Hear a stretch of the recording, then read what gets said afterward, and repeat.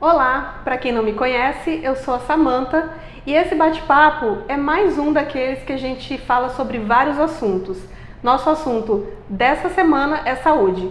E eu tô aqui com a Fabiana Muniz, ela é mastologista e ginecologista e atende aqui na Oncocenter. Nós vamos falar um pouquinho sobre o Outubro Rosa. Tudo bem, Fabiana? Tudo ótimo. É um prazer falar sobre o Outubro Rosa, que é a minha especialidade do coração, né? E então, falar a respeito do Outubro Rosa e questões relacionadas ao câncer de mama é sempre uma grande satisfação. Obrigada por aceitar nosso convite. Obrigada.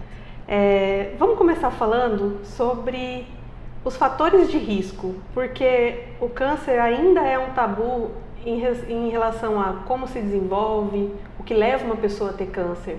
Exatamente. E o que leva uma pessoa a ter câncer? Então, desregulação de algumas células com relação à multiplicação de células defeituosas. Então, por exemplo, pacientes, a maior faixa etária de incidência de câncer de mama são pacientes entre 55 e 65 anos. Então, algumas falhas que acontecem nas divisões celulares, associadas a algumas alterações do indivíduo e do ambiente, propiciam o surgimento do câncer de mama, como por exemplo, terapias hormonais em pacientes na pós-menopausa, ganho de peso acentuado na pós-menopausa, dentre outros fatores, são alguns que associados a algumas falhas de multiplicação celular podem ocasionar o câncer de mama.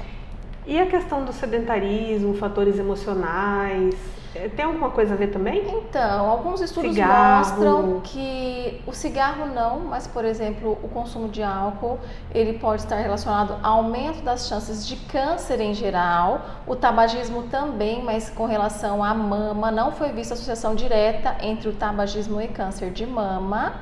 Mas em contrapartida, hábitos saudáveis, eles funcionam como uma prevenção para qualquer tipo de câncer, como por exemplo, atividade física regular, controle de peso, alimentação saudável.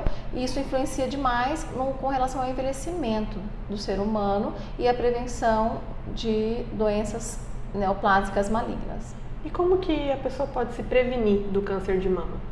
Então, a prevenção do câncer de mama, então, se trata de avaliação periódica no médico, realizar os exames regularmente, então, por exemplo, mamografia anual após os 40 anos.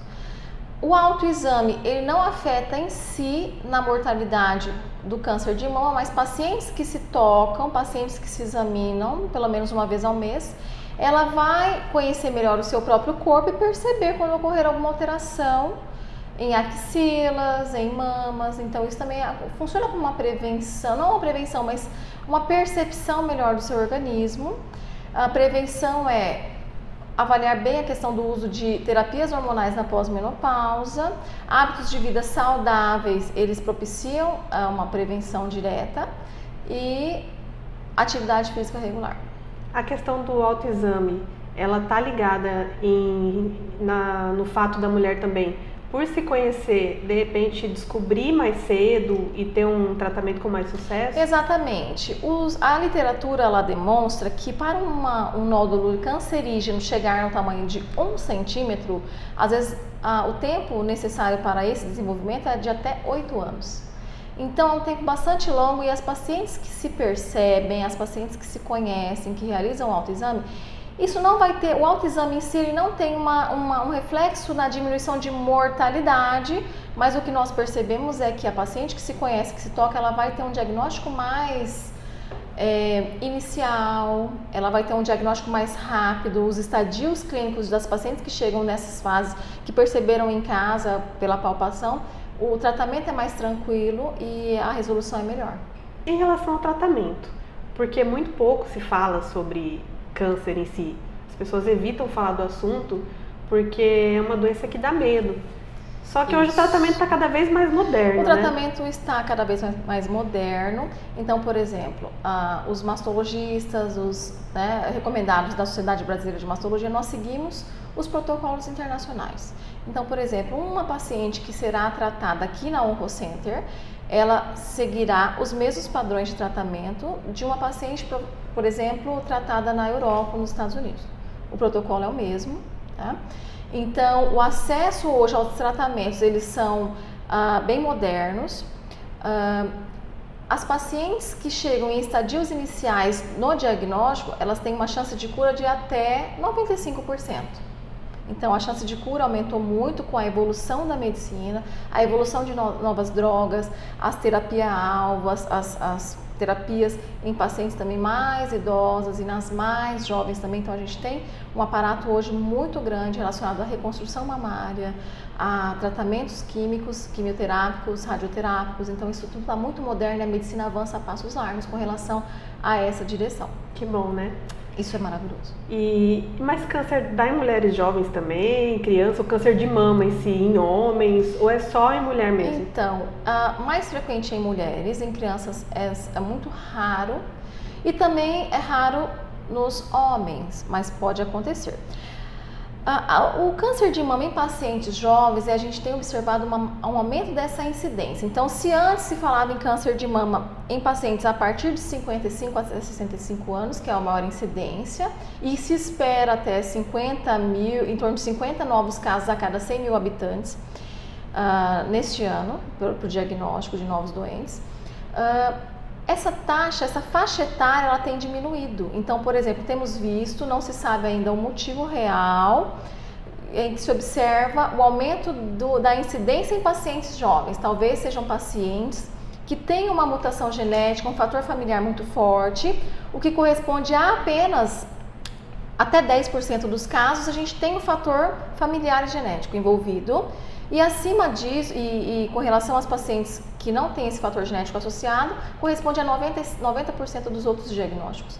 Então, o maior fator, o fator genético, ele não é o maior fator.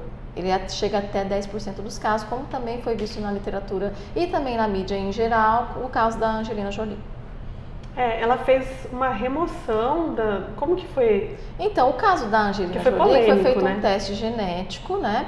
Em que se mostrou que era uma pessoa que tinha mutações genéticas que predispõem ao câncer, principalmente ao câncer de mama e outros, em que o risco durante a vida dela toda poderia alcançar até 70% a 90% de ter câncer de mama, essa seria a chance. E não só o câncer de mama está relacionado também com essa síndrome de mutação genética, câncer de ovário, intestino e peritônio. Então optou-se no caso dela por fazer uma mamoplastia redutora bilateral, em que se remove o tecido glandular mamário, fica somente a pele e o invólucro, e então se coloca próteses, né, bilateralmente, diminuindo a chance de câncer de mama. E também a remoção dos ovários, em geral a paciente fica menopausada com esse tratamento, mas isso diminui a chance de câncer também de ovário e dentre outros, né? Mas isso é para o caso quando uma paciente tem, no caso dela, ela tinha 70% de chance. Isso, teste genético confirmatório, ela tinha essa síndrome mutante em que a chance de ter câncer na vida pode atingir até 70% a 80%, até 90% em alguns casos.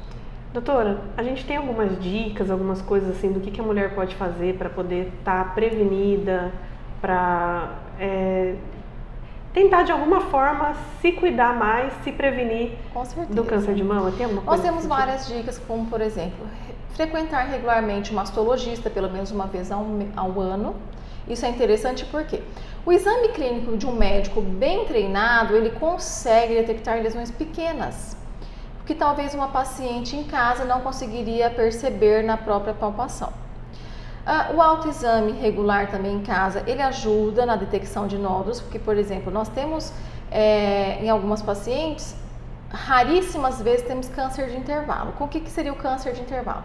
Seriam pacientes jovens que fizeram todos os exames, estavam todos ok, e antes que complete um ano desses exames, de repente ela já aparece com um nódulo cancerígeno na mama, por exemplo. Então, essas pacientes conseguem fazer um diagnóstico mais precoce só por se conhecer e realizar o autoexame em casa. Controle de peso adequado, principalmente nas pacientes que ultrapassam que chegam na fase da pós-menopausa, isso é interessantíssimo, né? E uma alimentação saudável sem grandes, como por exemplo, muita gordura, os embutidos, como por exemplo, mortadela, presunto, defumados, entre outras coisas, isso já é por si só fatores desencadeantes de alterações nas células de multiplicação, enfim, nas células do organismo, que propiciam, predispõem também a casos de câncer gástrico e câncer de mama, dentre outros. Mas lembrando sempre que o principal fator de risco para câncer de mama seria as terapias hormonais de reposição hormonal na pós-menopausa. Esse é o principal dos fatores, dentre os fatores. Interessante. Bom, doutora, obrigada por aceitar nosso convite.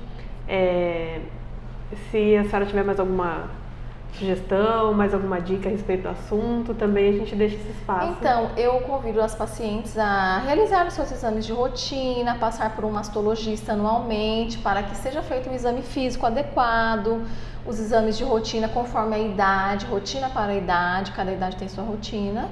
Tá? E controle de peso, a gente alerta que a prevenção não deve ser feita somente no Outubro Rosa, mas é o mês que foi escolhido para lembrar, né? Para lembrar. E assim, outro alerta que eu faço é o seguinte: na década de 60, com a industrialização, né, as pacientes, as mulheres em si, elas buscaram seu espaço no mercado de trabalho, tendo filhos de modo mais tardio, né, às vezes nem amamentando e às vezes nem tendo esses filhos. Então, o que acontece? Esses fatores do desenvolvimento feminino, eles ficaram mais atrasados, e o que tem coincidido com o aumento do câncer de mama nessas pacientes mais jovens. A própria vida moderna. A própria vida moderna, e também muitas pacientes, por conta da correria do dia a dia, não frequentam o médico todos os anos. Então isso também é um fator de aumento da incidência, que propicia esses diagnósticos que nós temos visto, um aumento desses diagnósticos de câncer de mama. Então, prestar atenção em que muita coisa tem que ser melhorada, mas também não se deixar a maternidade de lado por muito tempo. Ter filho antes dos 30 anos é fator de proteção, amamentar essas crianças também, né? E não, assim, verificar essa questão da terapia hormonal na pós-menopausa. A reposição hormonal aumenta a chance de câncer de mama. Se cuidar, né? Se cuidar. Porque as mulheres, elas são aquelas que cuidam da saúde da família inteira. Exatamente, às vezes não se cuidam. E muitas vezes esquece dela mesma. Exatamente. Então é importante a mulher cuida da saúde da família, dos filhos, enfim. Só que cuidar de si mesma, que é muito importante, né? Exatamente. Porque quando se trata de câncer de mama, é uma coisa muito pessoal. É um cuidado que ela tem que ter consigo mesma, porque a questão do câncer de mama, ele é o câncer mais incidente em mulheres. E ele afeta, é a doença que mais assusta esse subconsciente feminino. Porque é uma coisa que altera a estética mamária, quando é câncer avançado, e altera o convívio com o esposo. Muitas vezes nós vemos algumas alterações com relação à psicologia da paciente, ela tem que fazer acompanhamento psicológico em alguns casos. Ou em casos muito avançados, em que se perde a mama, às vezes há um período que nós pedimos para que a reconstrução mamária seja retardada por conta do próprio tratamento quando a doença é muito agressiva. Então isso afeta muito o subconsciente feminino. Autoestima, né? A autoestima também. Mas é importante lembrar que os tratamentos estão cada vez mais modernos e que o câncer não é uma sentença. Exatamente, não é uma sentença. Tem muitos pacientes idosos que às vezes não se examinam e que também não querem dar trabalho para a família. E o que acontece é que a medicina evoluiu muito rapidamente e que sempre há um tratamento a fazer, sempre há a busca pela cura, e o diagnóstico ele tem que ser feito o mais rápido possível. Existe um tabu que diz o seguinte: se nós fizermos uma biópsia ou cirurgia, o câncer espalha. Não é bem assim, tá? Então isso é uma falácia, na verdade. Então assim, quando há o diagnóstico, nós temos que desenvolver um start para que esse tratamento ele seja feito o mais rápido possível e não atrasado por conta da própria paciente e seus tabus. Esse é o que importa. Bom, obrigada mais uma vez. E a dica é essa, mulheres: vá ao médico frequentemente, pelo menos uma vez por ano. Exatamente. Se cuide da sua saúde, que é muito importante. E eu espero que vocês tenham gostado desse vídeo, dessas dicas. Até o próximo. Obrigada. Até a próxima. Obrigada. Eu que agradeço.